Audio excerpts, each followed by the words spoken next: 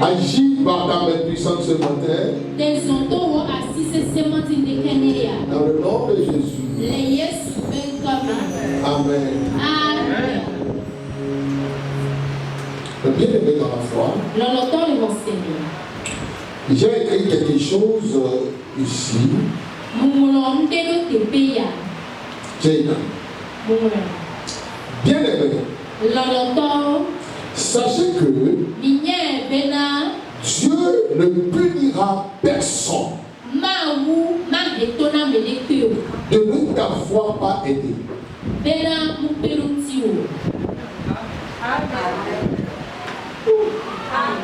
Dieu ne punira personne de ne jamais venir en aide.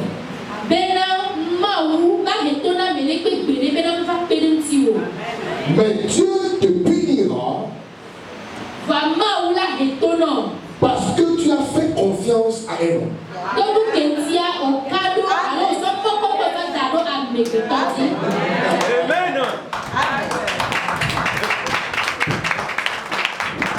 Malheur à celui qui a confiance à l'homme. Il a tout ce qu'il faut pour ton bien-être.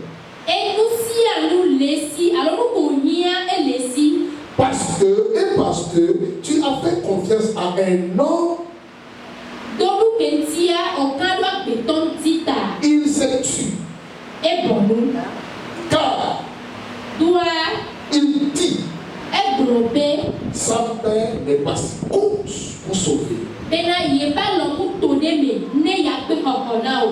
le Père de ce matin dit, la main de l'Éternel. Amen. Yehowa basi, Yehowa basi wa Yehowa. Ebe no kuto, wa muhira befisi afi. Yehowa basi, Yehowa uri mamo.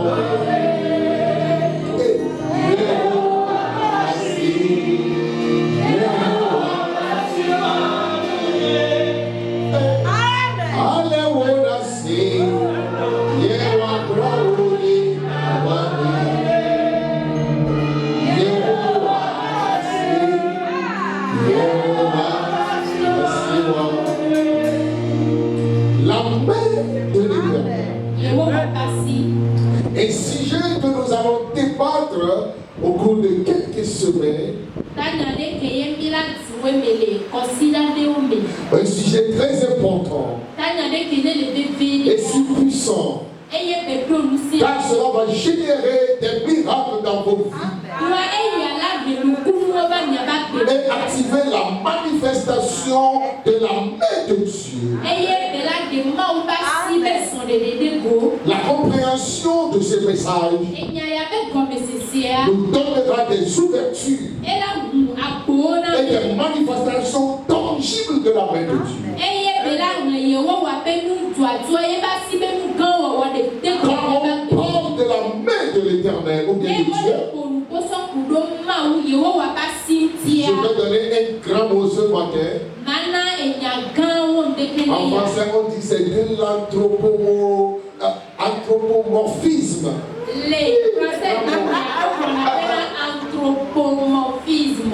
Cela veut dire ce qui veut dire personnifier des choses. Cela veut dire qu'on parle de la main de Dieu, mais la main de Dieu n'est pas une main, voici ma main, elle a 5 doigts, non.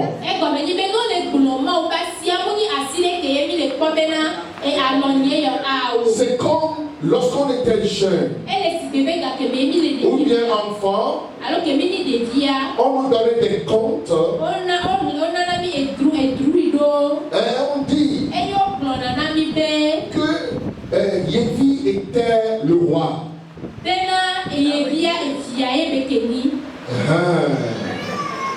Amen. Amen. Et que la main de Yévi a tué 1000 personnes. Lorsqu'on était des enfants, on croyait que Yévi était quelqu'un.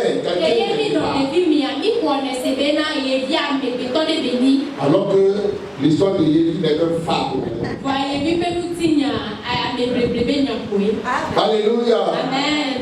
Que la main de Dieu n'est pas une main qu'on peut voir. Mais bien aimé, mais c'est mettre quelque chose en évidence et qui agit. Dans la Bible, bien sûr, beaucoup ont parlé de la main de Dieu. Lui-même a parlé de sa main.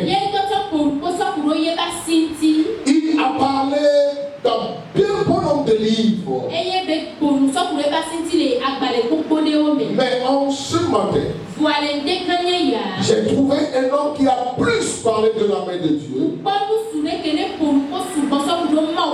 Bien que nous allons parler de différentes sortes de la main de Dieu, ses fonctionnalités, même Jésus a dit, si je chasse les démons par mon doigt, c'est que le royaume des cieux est avec vous. Donc nous allons parler de la main de Dieu. Nous allons parler du bras de Dieu. Les doigts de Dieu.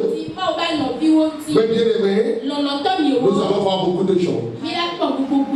Mais particulièrement ce matin, il y a un homme de Dieu qui s'appelle Esdras. Et Esdras ou bien Ezra. Il est un homme qui est un sacrificateur. Il est issu de la famille des Lévi et de la classe d'Aaron. Il était exilé par le roi Nebuchadnezzar et il a quitté son pays pour aller vivre à Babylone. D'après la prophétie de Jérémie, ils sont déportés. Et Jérémie avait dit sous sa parole, le roi de Babylone va vous déporter. Et après 70 ans,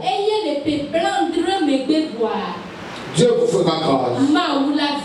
Mais bien aimé dans la foi, Dieu l'a utilisé. Je parle d'Esdras. Et Dieu l'a fait revenir.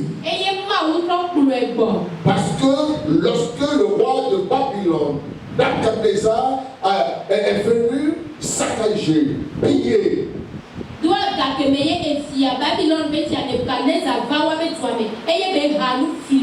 détruit le temple. Et il a brisé le mur. Car Jérusalem était entouré de murs. Et ils ont incendié le pays. Le temple de Salomon a été détruit.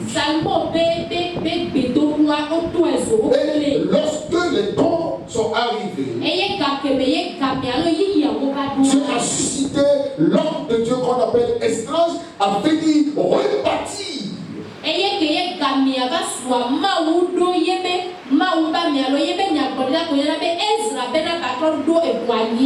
Pour rebâtir le temple de Dieu. Dans le livre de Malachie, on dit souvent que la gloire de la deuxième maison, je crois. Mais lorsqu'on a posé le fondement de la deuxième maison,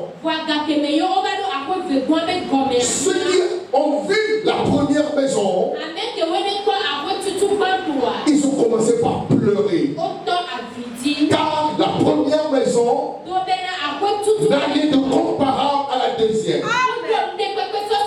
Mais Dieu dit, la gloire de la deuxième maison sera plus grande que celle de la première.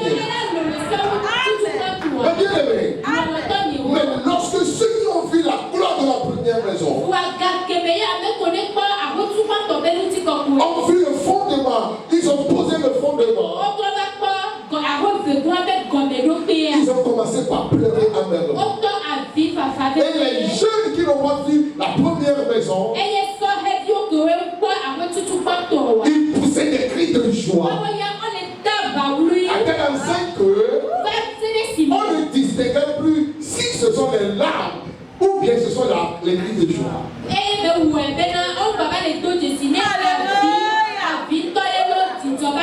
Vous voyez, il y a des choses qui te font pleurer, mais qui font réjouir quelqu'un.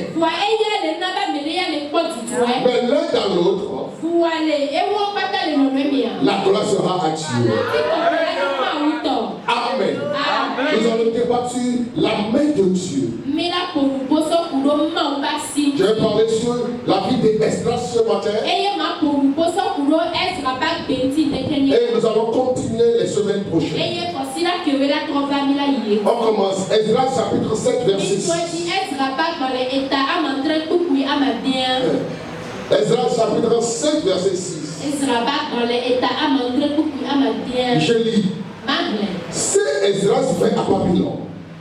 C'était un scribe versé dans la loi de Moïse donnée par l'Éternel, le Dieu d'Israël. Et quand la main de l'Éternel, son Dieu, était sur lui, le roi lui accorda tout ce qu'il avait demandé. Parole du Seigneur. Amen. Amen. Esdras yabocho Babel va enye agbanefiala eye obide Mose pese si Yehowa Israel pema wude la me fiala nanu si okata obiale ila bena Yehowa epe ma wupe asile eji. Amen. Amen. Amen. La Bible dit, Bible c'est Esdras. Il va à Babylone. Cela veut dire, le texte n'a pas de rapport.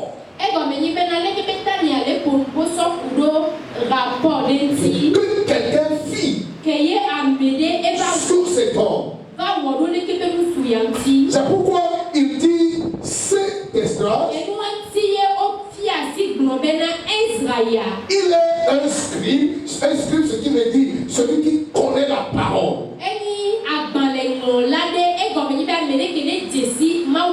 Il dit verser dans la parole ou bien dans la loi de Moïse. L'Éternel, que l'Éternel Dieu avait donné. Et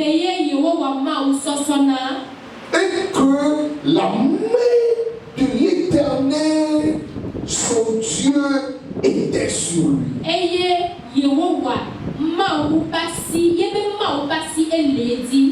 comme la main de l'Éternel, son Dieu, était sur lui, le roi lui accorda tout ce qu'il avait demandé.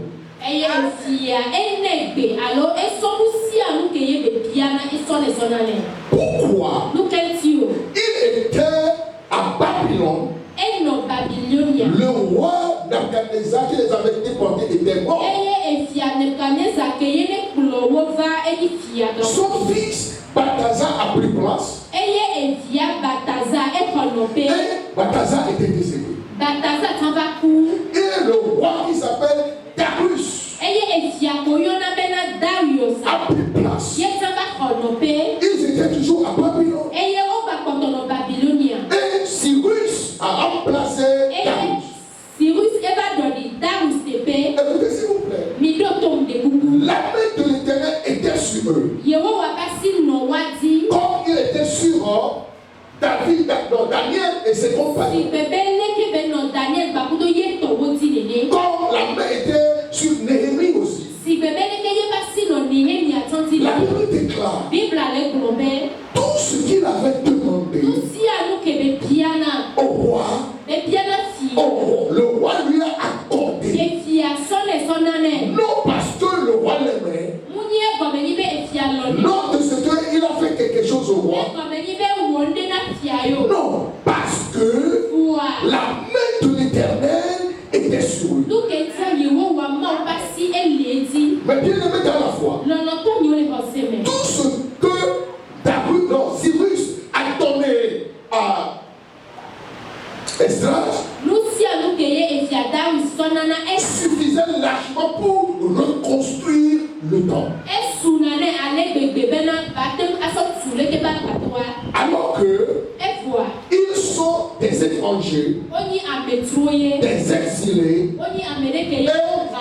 et ils n'ont même pas droit à Babylone. Le roi a pris du trésor de Babylone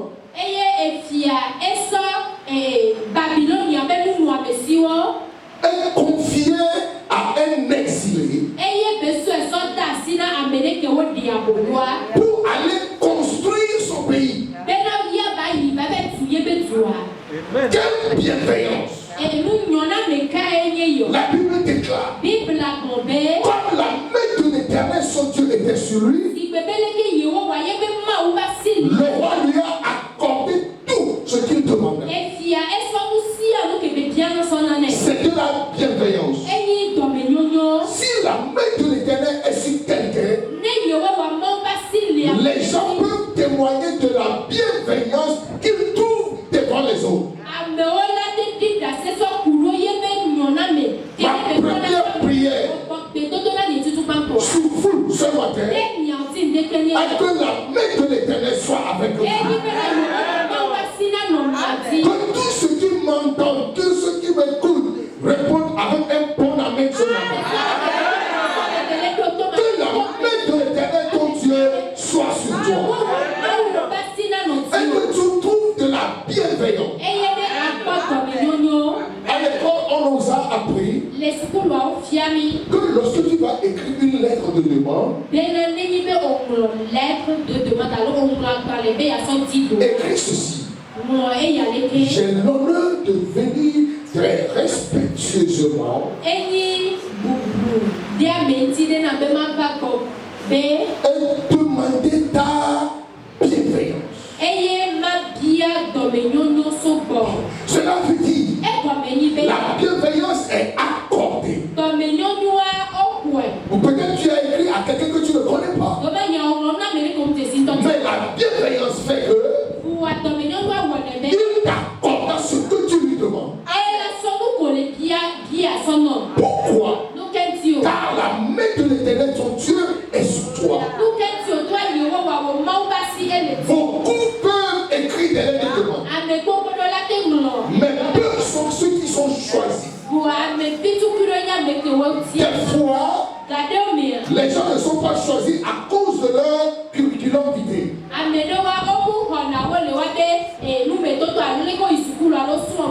Lorsque tu vas poser la question aux ressources humaines,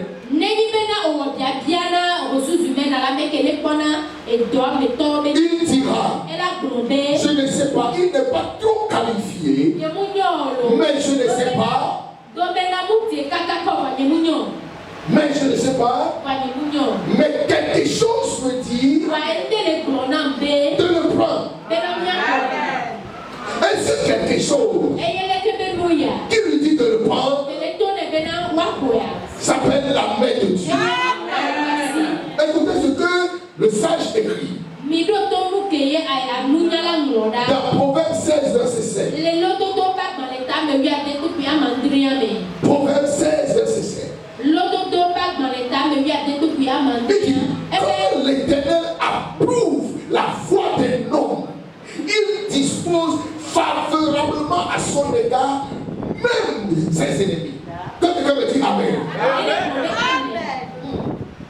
Vas-y.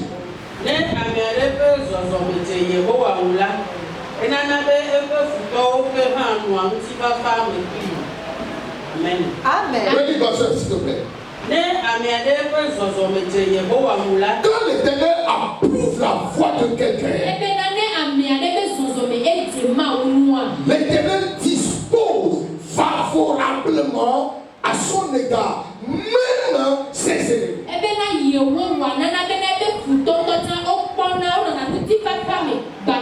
Alléluia. Amen. Même tes ennemis porteront ton fardeau pour toi.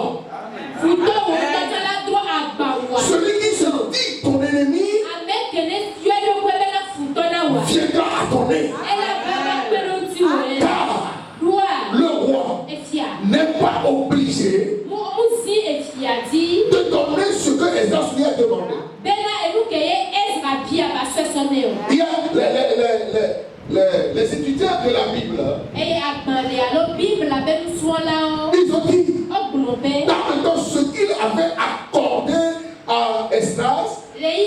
est approximative à 200 millions de dollars.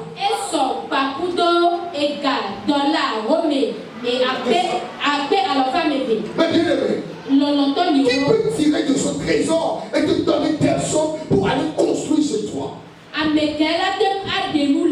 Si ce n'est quelque chose qui l'a poussé à le faire.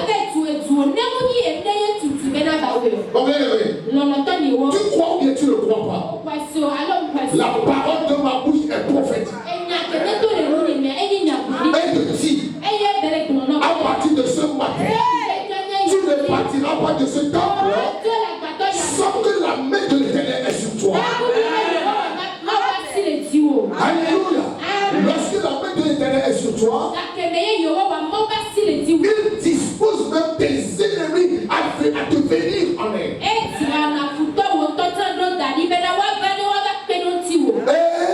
Et tu auras de la bienveillance. Mais bien aimé, on continue. Esdras chapitre 7. Verset 8 à 10. Il dit, Esdras arriva à Jérusalem. C'est toujours le rapport. Esdras arriva à Jérusalem au 5e mois de la 7e année du roi. Voici.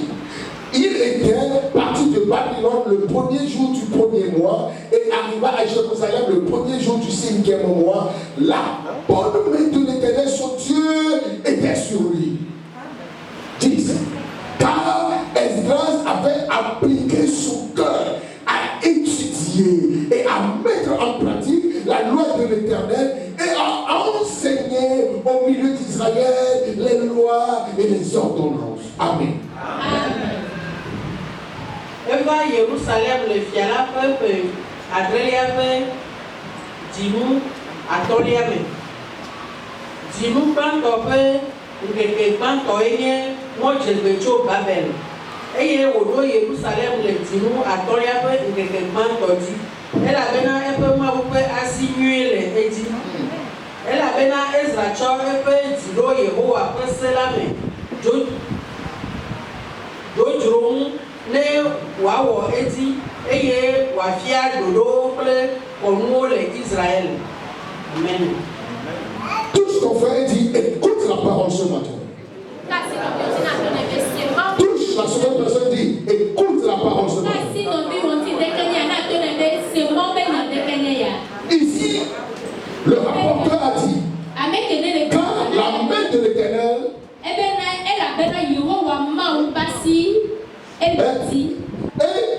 en plus, il a dit la bonne main de l'Éternel.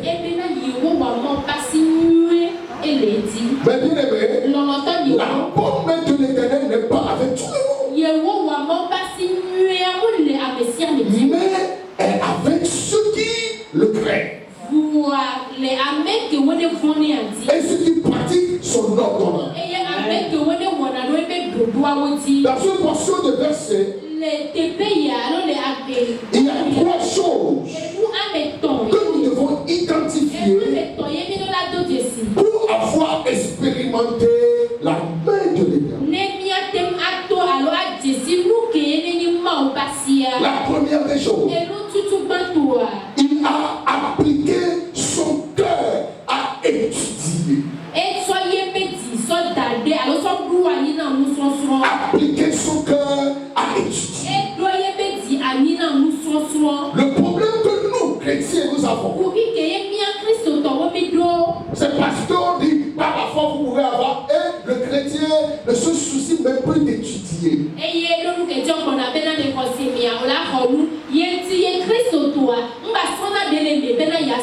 Mais vous avez oublié que l'apôtre Pierre nous a dit,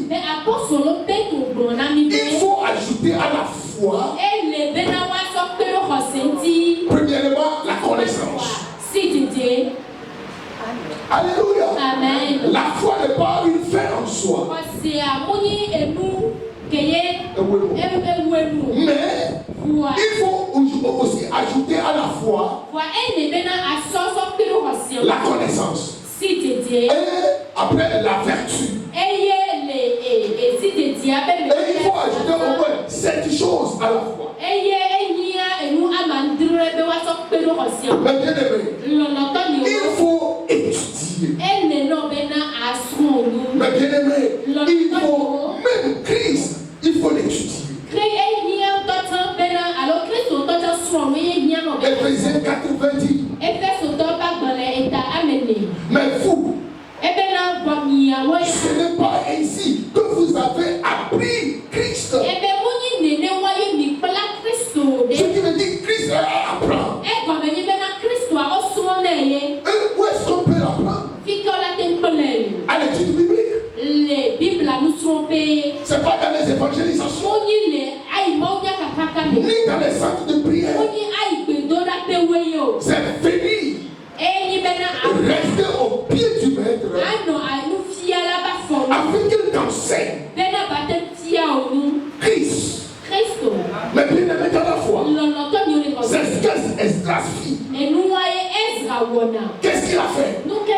Il a disposé son temps à apprendre, à étudier. Il y a beaucoup ici. Quand on pose la question, la Bible que tu as depuis 1950 compose combien de livres?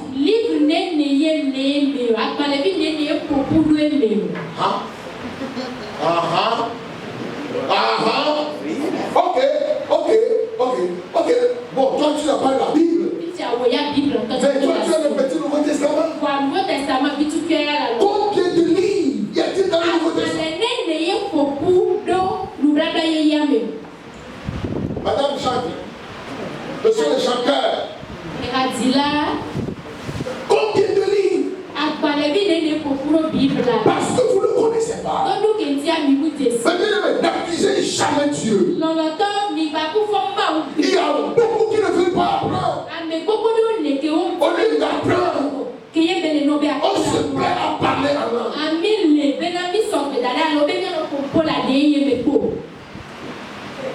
Au lieu d'étudier, on nous fait parler en langue.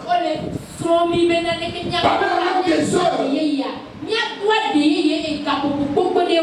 Alors que ça ne profite pas. Vous profitez là. Ça ne nous profite pas. Alléluia. Amen. Enseignez, étudiez plutôt. Qu'est-ce que vous devez étudier? Les attributs de Dieu. Comment Dieu agit. Ce que Dieu est. Hébreux 8, verset 10 à 11.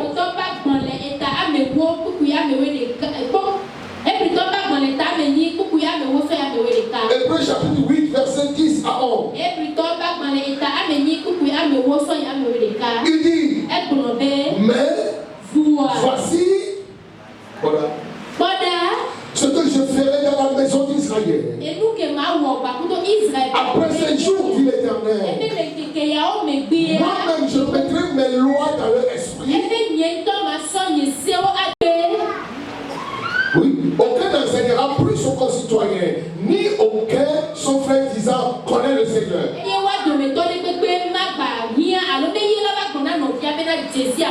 Car tous me connaîtront. Elle a depuis le plus petit jusqu'au plus grand. Comment eux connaîtront-ils le Seigneur s'ils ne l'ont pas appris? Mais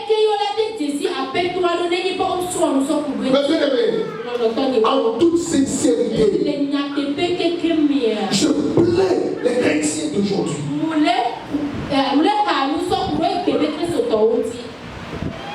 En réalité, je les plains. Parce qu'ils ne connaissent même pas le Seigneur. Car ils ne l'ont pas appris. Vous savez, ceux qui consultent ou bien ceux qui pratiquent le phare,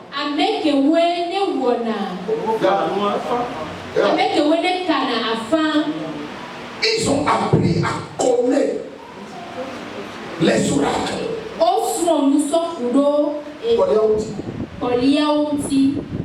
Ils ont péché. Les 16 grands oracles.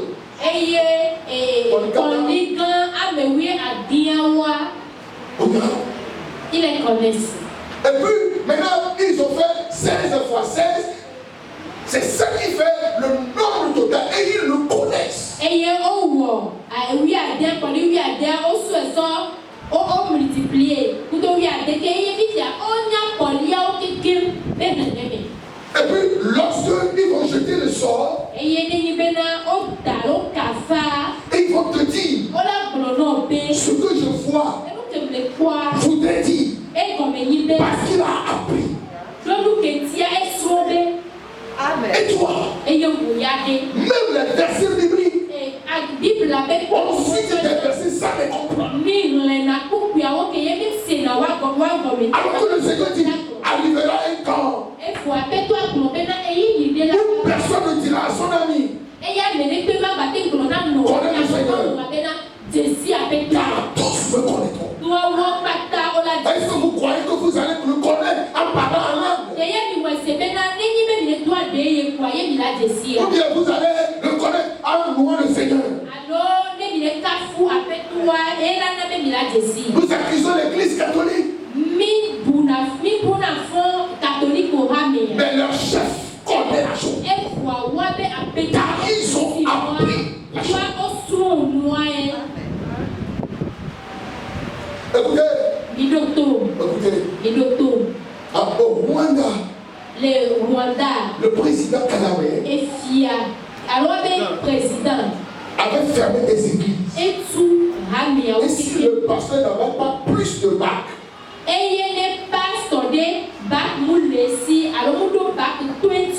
il n'ouvrira pas l'église. Ils peuvent être remplis du Saint-Esprit d'onction. L'onction peut couler même là comme ça. Il n'a pas de droit. Car pour diriger une église, il faut faire la gestion des hommes.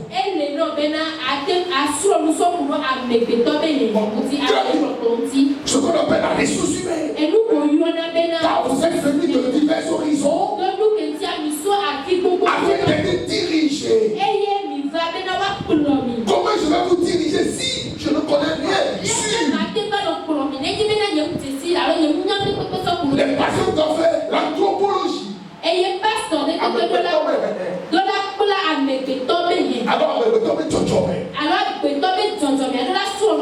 Afin de bien diriger.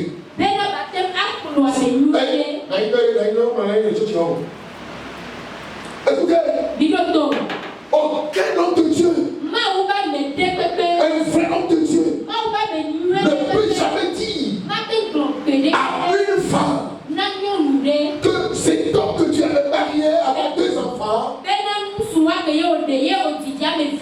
n'est pas ton mari légitime.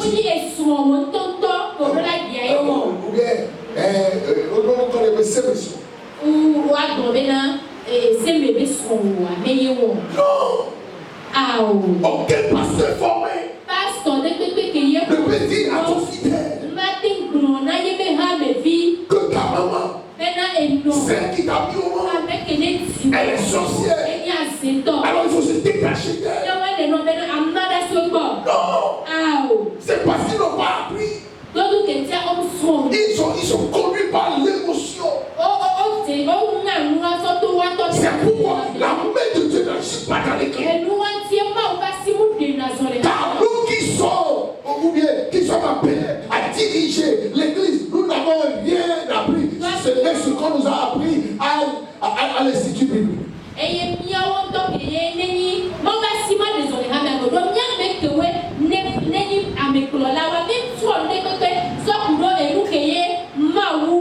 Il y a beaucoup aussi qui n'ont même pas terminé le cursus de l'institut biblique. Mais puisqu'aujourd'hui nous sommes dans un monde corrompu, ils sont payés pour avoir le diplôme.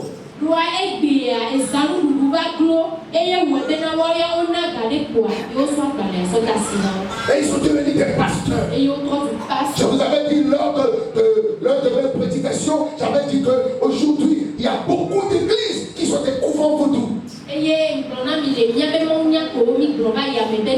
Et mau ebia mau be ha me wa trozu. Et de wolia et trozu votu be pame.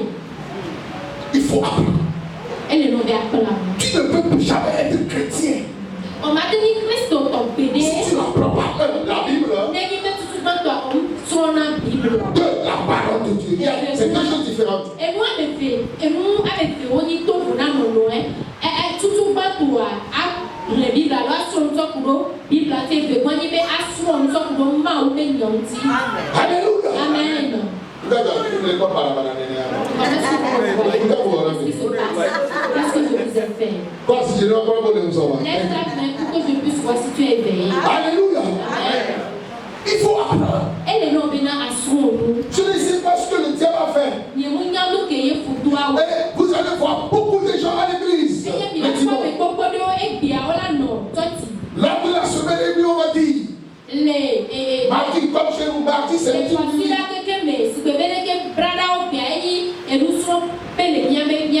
c'est le 20% de l'église qui vient.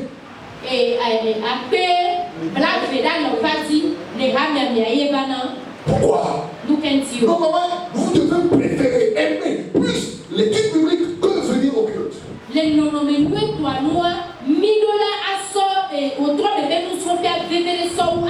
Car au culte, il y a beaucoup de cantates et il y a beaucoup d'animation.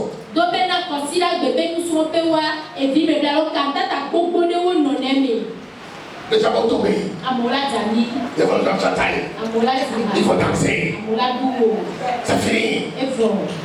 C'est là, on va avoir de la sueur. On va dire recevez. Et vous le recevez bien. Vous criez, je le reçois, je le reçois.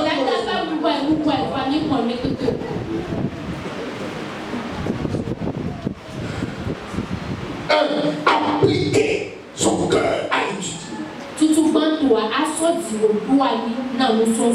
Deux, mettre en pratique la loi de l'Éternel. Est-ce que vous, et dites-moi maintenant, ou bien nous pratiquons ce que Dieu veut. Et Lévitique, chapitre 25, verset 17 à 19.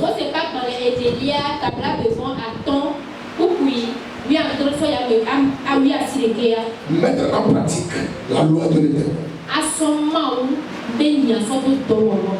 Aucun de vous ne trompera son prochain. Car tu craindras ton Dieu. Car je suis l'Éternel, votre Dieu. Continue. Mettez mes lois en pratique. Mettez mes lois en pratique. C'est l'Éternel même qui parle. Observez mes ordonnances. Mettez-les en pratique. Et vous habiterez en sécurité.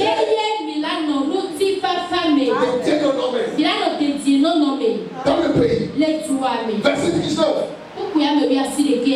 Le pays donnera ses fruits. Vous mangerez à satiété. Et vous y habiterez en sécurité. Quand? Lorsque vous mettrez en pratique.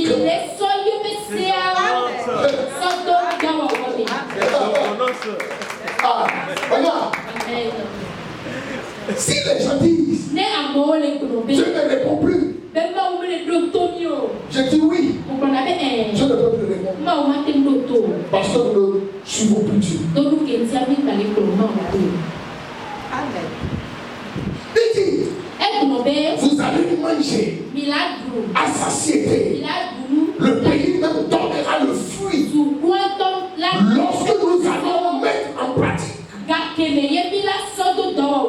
la loi de l'Éternel. Reviens au verset 18. Verset 17. Qu'aucun de vous ne trompera son prochain. Mais aujourd'hui, à l'église, le pasteur trompe les fidèles. Les fidèles trompent le pasteur. Dans la présence de Dieu. Le pasteur dit, voyez, la gloire, je vois même la gloire de Dieu, je vois même l'ange de Dieu, si il est dans le temps.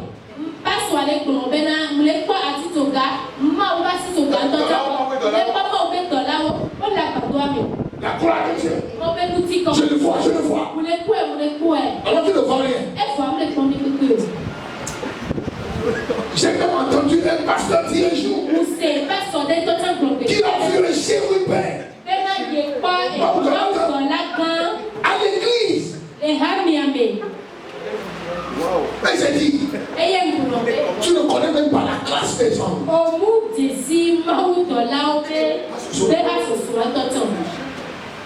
Dieu dit, mettez en pratique. Lorsque vous mettez en pratique la loi de l'Éternel votre Dieu, vous allez manger à satiété.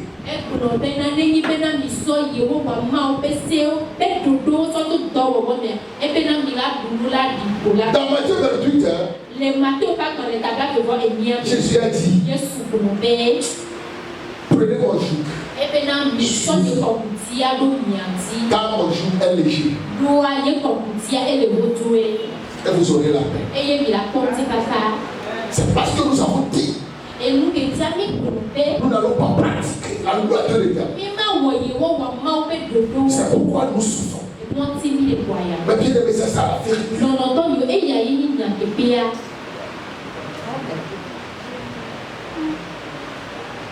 Alléluia. Aujourd'hui, nous ne voulons plus apprendre ces choses. Alors, si je dis, Dieu a ouvert mes yeux, je commence par voir. Oh, récemment, à la gloire de Dieu. Ah, mais c'est que c'est là.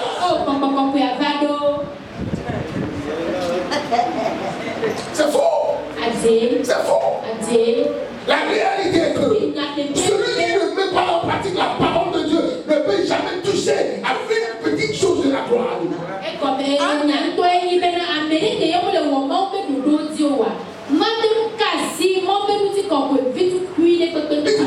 Appliquez votre cœur à étudier. Deuxièmement, mettez en pratique la parole.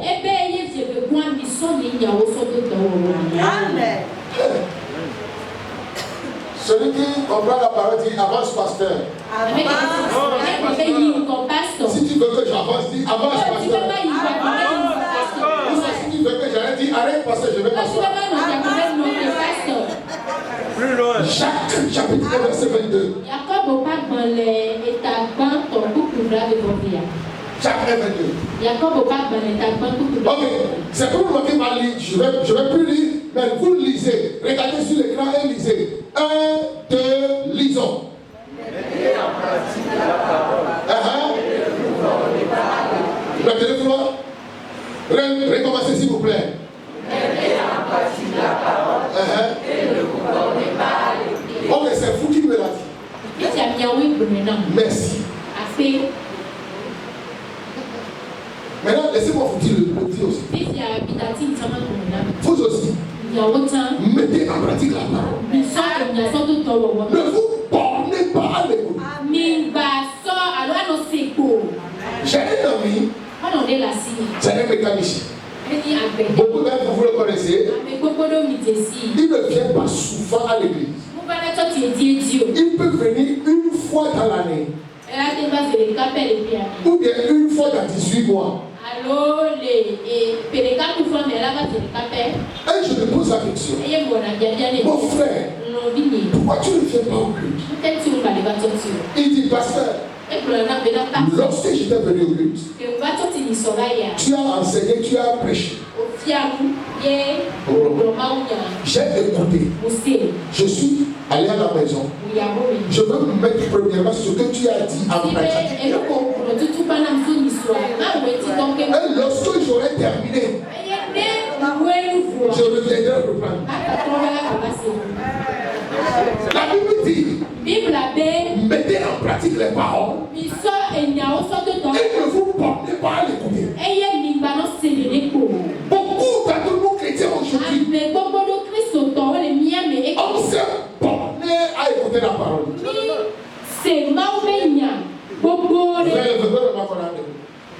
Jacob va donner et à pas ton coup de blanc fait forfait. Quel izunyati walao. Quel izunyati walao. Eye menye nyaselao si wo ble awono pi de ne koko. On regarde. Wo ble awono pi. Cela veut dire ceux qui se bornent à écouter la parole se trompent.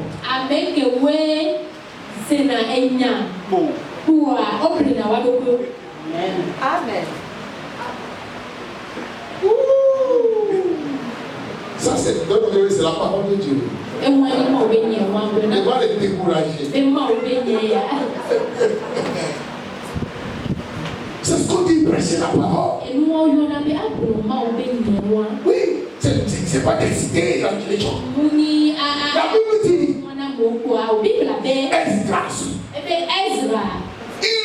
il s'est versé à étudier. Deuxièmement, à mettre en pratique. Mettre en pratique la parole. Fait que nous vivons dans l'abondance. Fait que nous ne manquons de rien. Fait que nous ne sommes même pas inquiets. Est-ce que vous ne voyez pas ma vie par hasard? Il y a des choses qui m'inquiètent. Mais des fois, lorsque la chose arrive, je dis, ça va passer. Et quelques minutes plus tard, Dieu me donne le courage et la force. Et je prends la chose. Aucune chose sur terre ne peut me déranger. Non. Car en moi, il y a quelque chose qui me dit tu es plus fort que la situation que tu as. Pourquoi? Car je mets certaines de ces paroles en pratique.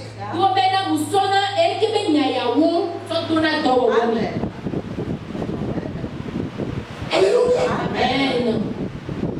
Il y a des gens qui disent vous ne pouvez pas le faire. Je dis non. Je peux le faire. Amen. Car avec lui, je ferai de l'espoir. Amen. On avance un peu, non? Oui. Dis avance, pasteur. Toi, Esdras, a enseigné aux autres la loi.